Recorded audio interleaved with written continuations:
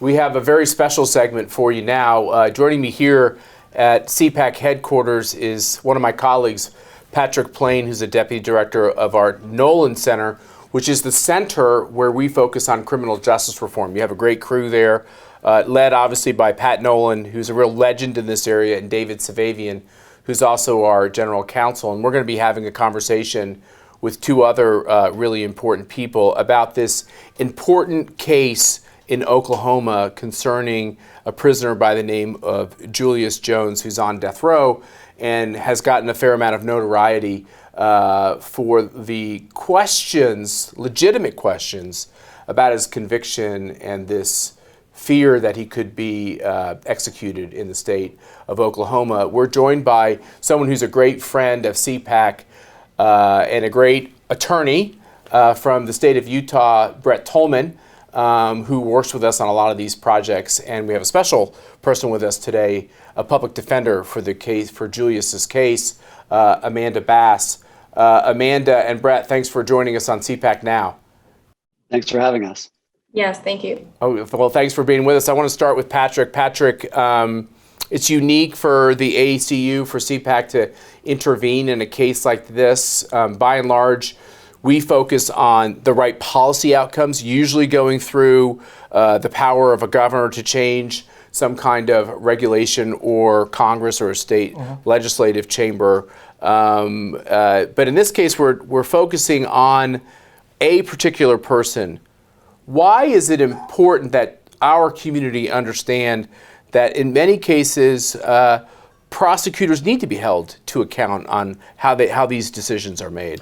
Yeah, absolutely. And Matt, thank you for having us here and for highlighting this case. It's obviously important. It's gained a lot of notoriety and gained a lot of attention nationwide. And it is something that, again, as you mentioned, it's not something that we generally engage on, but we felt really compelled to engage on this because, when we look at criminal justice in the system, what it is, it's a government system that has a lot of power.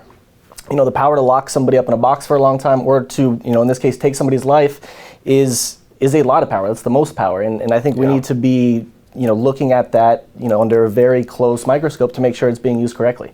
So as an organization, CPAC has always weighed in on the side that there are cases when it's prudent and appropriate to use capital punishment and for capital punishment to be legal. Of course, the whole question about capital punishment has been re-examined by a lot of conservatives in the era where we have so much scientific greater tools, including on DNA testing, et cetera. Brett Tolman, people hardly ever accuse you of being a moderate or a liberal. Your record is very conservative. Why are you engaged in this race? In this case? Well, I'm one that firmly believes that the criminal justice system has largely escaped a lot of transparency and a lot of accountability. And it's that one area of the government that we probably should be exercising the most accountability in. When you have a case where you have a young man who is alleged to have committed a crime when he was 19 years of age, and he has insisted his innocence, that doesn't necessarily compel somebody to reverse what a jury had ordered. But then when you dig into it and you start to see inconsistencies in the evidence and you start to see problems in the evidence, you have to remember that clemency is a very important policy in the criminal justice system. And it's for a sitting governor or a president like President Trump had to.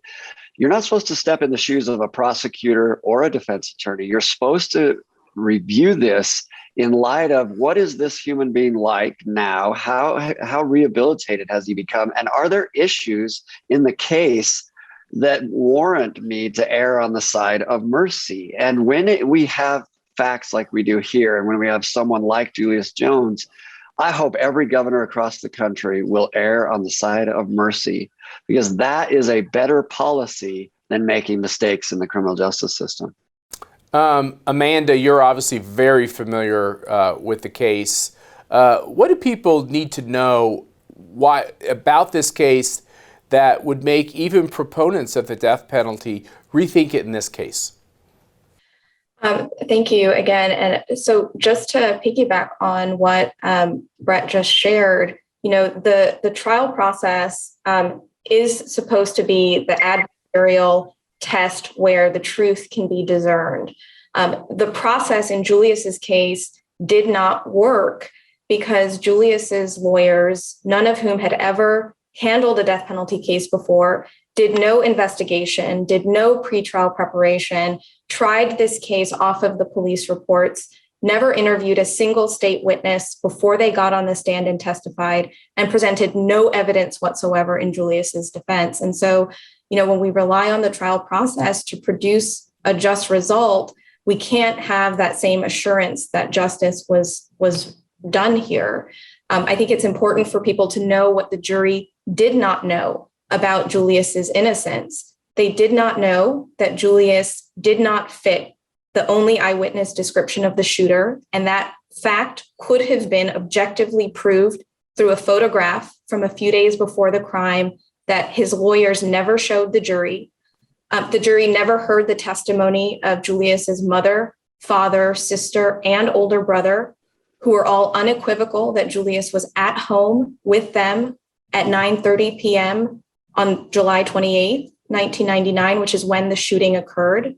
And the jury also never heard the statements, the sworn statements of 4, now 5 people who have come forward over the years to say they overheard the co-defendant who did fit the description of the shooter bragging about that fact and bragging about blaming Julius for what he had done in order to avoid the death penalty. Amanda, you're a public defender. Was the previous defense legal team, were they public defenders or did he have private counsel?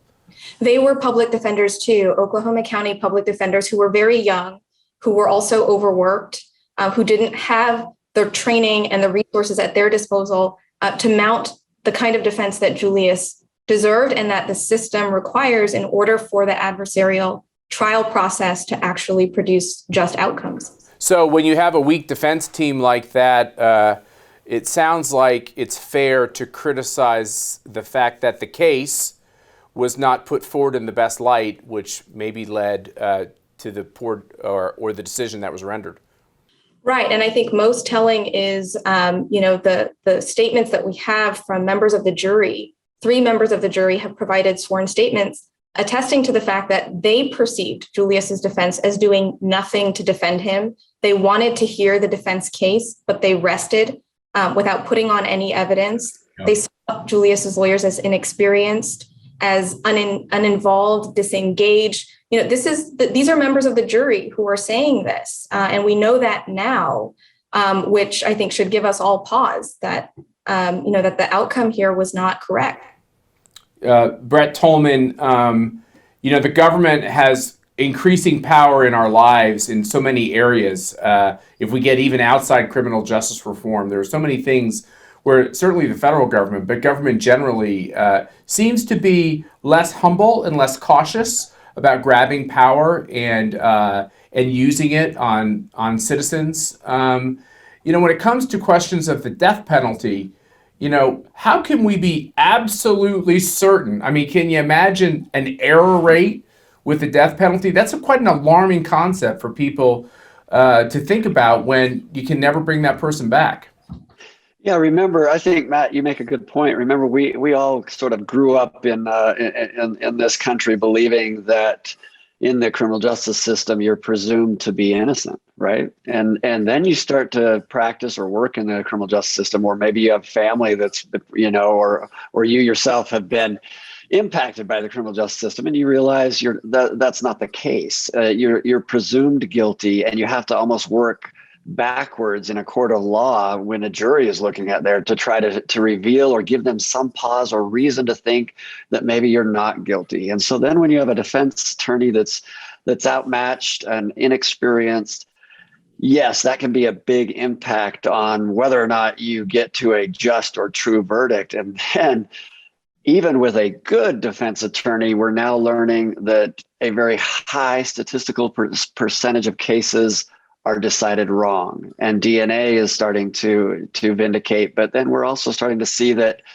a win at all costs by government actors who wield that power has produced some very unfair and unjust results because they have to win that case. And when I'm a prosecutor, I made some mistakes, but I'd like to think that this attorney general, this prosecutor, this DA, they should be the first ones saying, I have some pause in this case. And it doesn't make them less, it makes them greater. That if they were to do that and to look at it and say, I have some pause. And I wish they were the ones that were recommending to Governor Stitt that he should commute this sentence and err on the side of mercy. In a society that has gotten increasingly coarsened, politically disagreements there's no water's edge. It really seems like America's at each other's throats. We've had political victims like Scooter Libby and General Mike Flynn. So the idea that people can be found guilty in this country, even when facts come out later that would mitigate that decision and would show that that decision was unjust, it happens all the time. So we have to understand that happens with people that have less political cases. When it comes to the Nolan Center, Governor Stitt, specifically in Oklahoma, is someone I've gotten to know. I have a high regard for. I have great respect for him, and he's reached out to the center throughout the course of his administration to think through things he could do previous to this case, because he's a believer in this whole idea that sometimes government gets these things wrong. Absolutely. I mean, and the governor understands redemption, understands that human beings need to be loved like human beings. And look, this case, as you mentioned, governments get things wrong. Juries can get things wrong. And 12% of death row cases have been exonerated based on DNA evidence. That's a lot. It's a lot. And to look at that, I think this is a case where, again, as Brett has mentioned, we need to err on the side of mercy, the side of liberty, and the side of life. Yeah. And I will remind you that both Pat Nolan and David Savavian were convicted, I would say, in both cases with a lot of politics in those convictions. They were both eventually pardoned by President Trump. We believe in redemption. Conservatives believe in redemption. We believe in having a second chance. And of course, the Trump administration signed that act, which allows so many people a second chance. And so don't look for us to be participating in each and every one of the causes that seek clemency or to get people out of prison. But we will scrutinize these cases. And when we think there's an unjust situation like we do in this case, we'll intervene, but it's up to you. You get to make up your mind if you think this is right or if you think this is wrong. If you live in Oklahoma, I'm from Kansas, just to the north, but if you live in Oklahoma and you want to weigh in, you should. We encourage you to, and we hope this segment gives you a little more insight into the fact that prosecutors don't always get everything right, at least in this case from our knothole. So I want to thank Amanda for your great work in doing the best possible job you can to defend your client in this case and to make sure that the facts get put before everybody involved in this important decision. I want to thank Brett Tolman, who is just a great crusader on all kinds of issues, including the issues of criminal justice reform, and is a great friend to CPAC. And Patrick, you and your team keep up the great work.